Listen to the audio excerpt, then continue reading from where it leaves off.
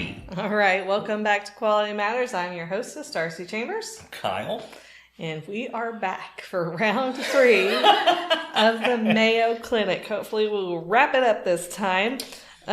This little section is going to get into some numbers, so it's my favorite. Yes. But before we get there... In today's global economy, quality matters. Benjamin Franklin once quipped, "The bitterness of poor quality remains long after the sweetness of low price is forgotten." Quality Matters is here to talk about all things quality. So whether you're looking to improve your business, getting ready for an audit, or dealing with failed inspections, tune in, check us out, then get back to doing work that matters. It talked about the Mayo leaders went on standardizing one process after another. Well, let's catch up with where we were, because Okay. people don't always listen to every single one every week. Well, they should. Well, they should, but they don't. They don't. You know. So we're talking about the Mayo Clinic, who have been innovators from the get-go, using physicians as their executives From and the 1880s, leaders. right? 1880s. I think it was in the 1980s that they experienced rapid expansion. And Like going from 1 or 2 facilities to 50 in a school and all sorts of craziness. yes. And they tried Six Sigma, and, it did some things, but the cost benefit wasn't really there. So they've decided that a combination of theories is what's really going to work best. They appointed a chief quality officer, partnered him with an engineer. They've developed these cross-functional teams. They've partnered them with engineers to learn how to identify process flows, eliminate waste, and use duplication and measurement controls. Yes. So basically, the first episode and a half was leading up to them starting to A implement. lot of time in planning before you actually start to put it together. Right. Because you will drive your people crazy. And I know this from experience. I have done it before, and it's terrible to fix. This is my Kyle, stop talking. So Kyle kept talking about goals. They have a goal. So they're standardizing one process of another, and it says they're keeping 2 things in mind. Standardization would prevent harm, eliminate waste, or both. Awesome. So if we're going to standardize it, it has to do one of those 2 things or both. Again, this is just, I love this. Because I see so many times continuous improvement. I tried to say something on one of the earlier episodes. Is continuous improvement for the sake of continuous improvement. We can make it better. What exactly are you making better? Yes. Why are we doing this update? Why? What did we gain from it? Okay, and the second idea that they kept in mind in standardization is widely adopted standardization would move Mayo Clinic toward perfect outcomes, results that reflected the current best practice or the theoretical limit. I love it again. So that's what they're keeping in mind. So this is the numbers, and kind of shocking, actually. Standardizing hand hygiene. Something everyone knows about today. Wash your hands for 20 Yes. seconds.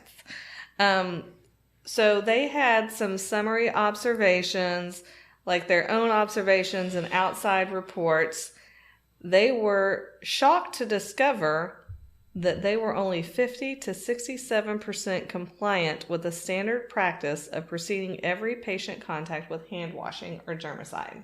So I'm taking this, that means not that they even washed their hands well enough. Like, it sounds like half the time they didn't even do it.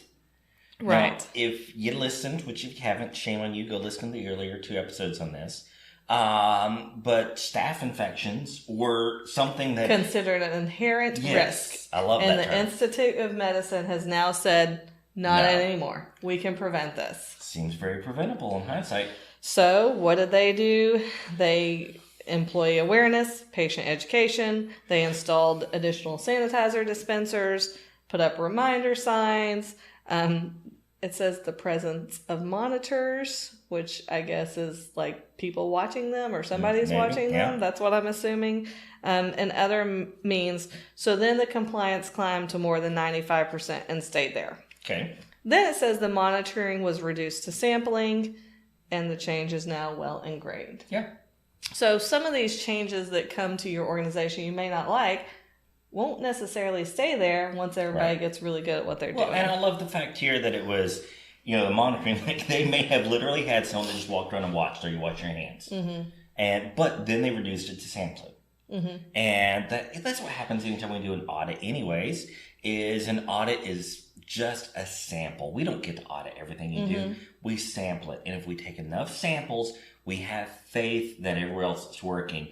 And that sampling does something fun in the organization. Is if I don't know when you're going to check up on me, I'm going to keep it all the time. Like random drug testing. Yes. Okay, so the next example they gave was about a drug called Warfarin. It's a blood thinner. It's used to help prevent heart disease, stroke, and thrombolism. It's also a poison. Fun. So at Mayo, it says that more than 18,000 patients per year are anticoagulated with this medicine. So you have to really administer the correct amount so the blood doesn't get too thin, but it's thin enough. You administer too much and they won't, they'd be yucky. So this case study was... This case study was written in 2012. It says 5 years ago, 96% of the patients were properly coagulated in the Mayo system, which is great. Right. But that means 4% are not. Right. I mean, still great numbers, but when it's your loved one that's in that 4% that's possibly dying, that's not. And Mayo said that they didn't really like it, but the defect rate was considered normal. Okay. It was okay. But Mayo noticed that one of their hospitals, the Luther Middle Fort Hospital in Eau Claire, Wisconsin, had a defect rate of only 1%. Fascinating. So as they wrote it, their defect rate was 75% lower than the Mayo average. I mean, you're only talking about a 1 to 4% defect rate, but when it's 75% great, so that's great. So here goes the engineering group. They said, let's study this. So first they studied the patients and compared this hospital's patients to all the other hospitals. And they said, no, not really any huge difference between the patients. So then they documented their process and standardized it system-wide using that hospital's protocol. And they did a computerized blood analysis, an algorithm for correct dosage. And so I'm trying to see if I really need to read all this. It says the new improved outcomes reduced complications in the patient's length of stay, lessened legal liability, and improved staff morale and Mayo's reputation.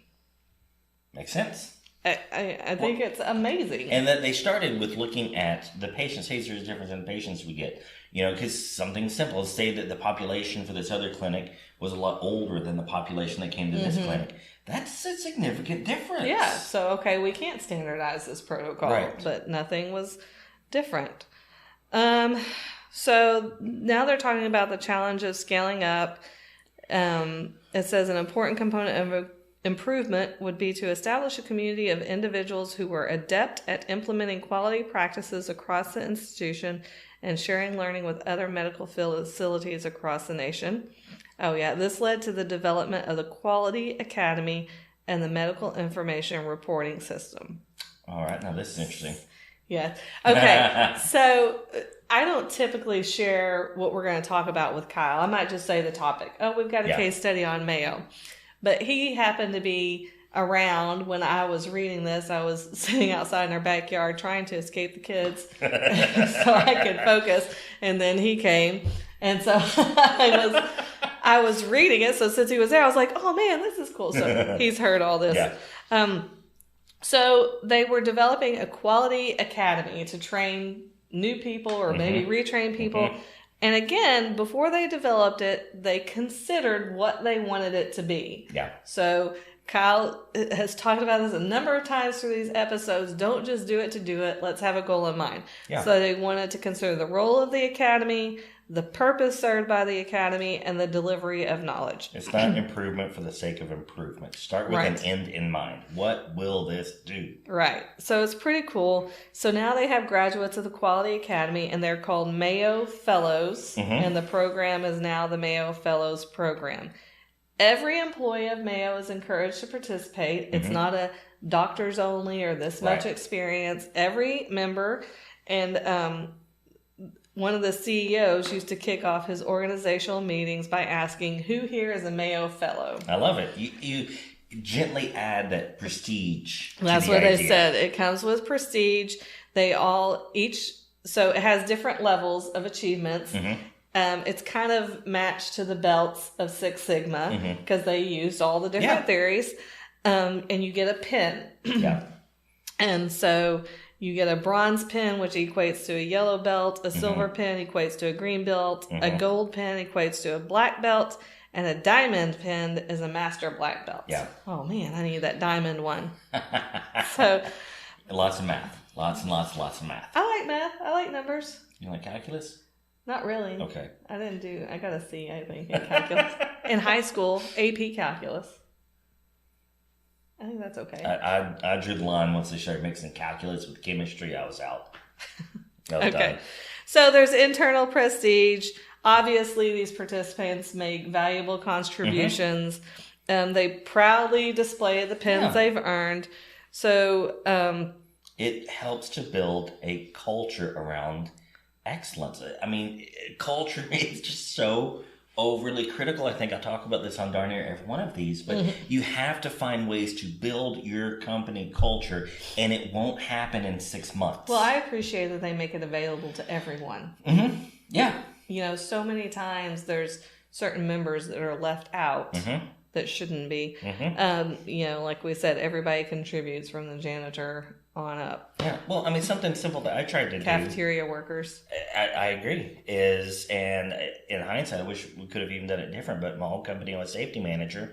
I wanted to at least get all of the supervisors their OSHA 10 certification. It's just a 10-hour certification, but it's something, you know. They can walk around saying that they have some level of proficiency and expertise in this field. And if you've got a little tiny chip on your shoulder, you know, it can help rub off to other people. You know, if you feel expertise in this, you feel confidence in it. Maybe not chip on your shoulder. Yeah, chip sounds like a negative. Yeah, but if you've got some confidence in the area, you're more likely to help enforce that with others, to teach them, to engage them. Right, I agree. So it says since the program's inception in 2008, keeping in mind this article was written in 2012, so 4 years, 22,000 employees have earned pins as Mayo Fellows. Fascinating. And he says that represents a remarkable penetration of applied quality knowledge. Because remember, it's not necessarily medical knowledge. It's a quality academy. Right. So they're getting it out there. So back to measurement and reporting, they believe that transformation was not possible without transparent reporting to their stakeholders. Yes. So they wanted to ensure that all their stakeholders were continually informed, and they put in practices to do that. Yep. So sustained transformation requires an ongoing understanding that the collection of data for better patient outcomes is clearly mandated. Okay. And again, you got to know what kind of data. If there are improved patient outcomes, such as fewer complications, fewer readmissions, and fewer deaths from process improvement, the cost of data collection is no longer an expense. It becomes a business strategy. I like it. I figured you would like that. It takes time to get there, and I can't emphasize that enough. Is it doesn't matter how smart your people are. It doesn't matter how hard you work, how awesome of a consultant you hire. It takes time to put this stuff into place. Yes, and Mayo Clinic took their time. Yes. And they've done it the right way, it seems like. So this next little section is the information systems, which I guess is how we're going to store it all. Stuff. Yeah. And it says one Mayo physician said each Mayo employee has two jobs, one in providing care or service and the other in assisting in quality improvement. So they needed a tool to collect financial and clinical data. and it became an information bank that is indexed as a decision support system. So everything Mayo knows is now stored in this system. The time and resources that had to have been dedicated to that. Because again, it does not matter how good of a database manager you get and an applications developer you get. They can't do it. You can't just give them a sheet of requirements, tell them to complete it. That could be its own 3-part episode of how they built that system. And it talked about they wanted to measure and publish key benchmarks. So they knew what information they were storing. Yeah. And they published those widely in print and through the intranet to all personnel. For their knowledge infrastructure, it says they wanted to identify strategic gaps. And if there was another respected hospital that was gaining an advantage, they studied that hospital. I love it. To figure out what was they were doing better. So I guess that's really most of what they had to say. There's a couple of things. There's one thing in here that you hadn't talked about yet that I'm missing, like the cost savings on the healthcare. How much of the healthcare? That's at the very end. I'm gonna get there. I'm waiting on it. So James Dilling, who I believe was the engineer that was paired with the quality officer, who was actually a physician, said, "We started to ask, are we as good as we could be?" And then this is the last little bit that I have that Kyle is dying for me to get to. Citing studies by Dartmouth Institute for Health Policy and Clinical Practice, Swenson, who was the chief quality officer, says that Mayo delivers health care that consumes 32% fewer resources than the U.S. average. And what's the U.S. average? It's not in here, but we looked it up the other day. Did. I can't remember. What was it? $3 trillion? It was over, $3 trillion a year spent on healthcare. So imagine a third of that. Imagine if you could pump, let's just go with that. I'm going to Google it while Kyle's talking. So imagine, the U.S. government, the federal government, forget what the states have also done. The federal government alone just dumped $2 trillion into the economy to get us boosted after, a third of us got laid off, right? Well, imagine if every single freaking year we're dumping $1 trillion back into the economy that's not wasted. If Americans had an extra $1 trillion a year to spend on our daily lives and to make life better, my gosh, we don't need this ridiculous spending. Or if healthcare costed a third less, how many more people could afford it? Yes. And not worry about, should I take my child to the doctor or not? Is this so serious? Can I really afford this copay or this deductible or whatever it may be? It is. It's $3.5 trillion in 2017. And that's 2017, so it's even higher today. My gosh, folks, we're pumping $1 to $1.5 trillion back into the system, making healthcare more affordable.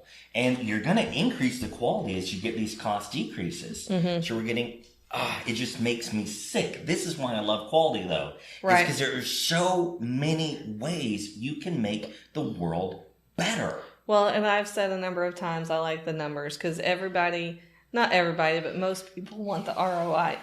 Usually, when we go into a company, it's because, as we've stated, we need to get the certification. We're going to lose customers. We have to get it.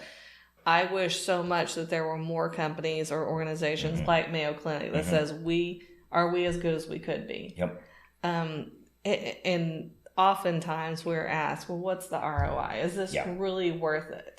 Well, here's this organization that their ROI was 32%. Yeah. And not only, again, if this got expanded to the rest of the nation, the good that it could do for people outside their health care, not to mention just their health care, but outside the health care, this would be a benefit to the entire nation. We would be doing on an annual basis what the federal government can't even afford to do once a decade. Right. It's just mind-blowing. Before we wrap up, I think I noted that this was a case study from ASQ. The authors of the case study are Mary Beth Buckman and James Buckman, since I used a lot of their words. Yes. I wanted to make sure So to we'll give make sure it's linked credit. in there. Yeah, it'll be linked, and then you can also see that culture construct that they I'll talked have about. it up there. All right, we're done with the Mayo Clinic. We'll move on to another one. Awesome. Thanks, y'all. So when you listen to our podcast, however you listen to them, make sure you click subscribe so you'll be alerted when there's a new one out. If you need more information, you can go to qmcast.com and find lots of information about us there.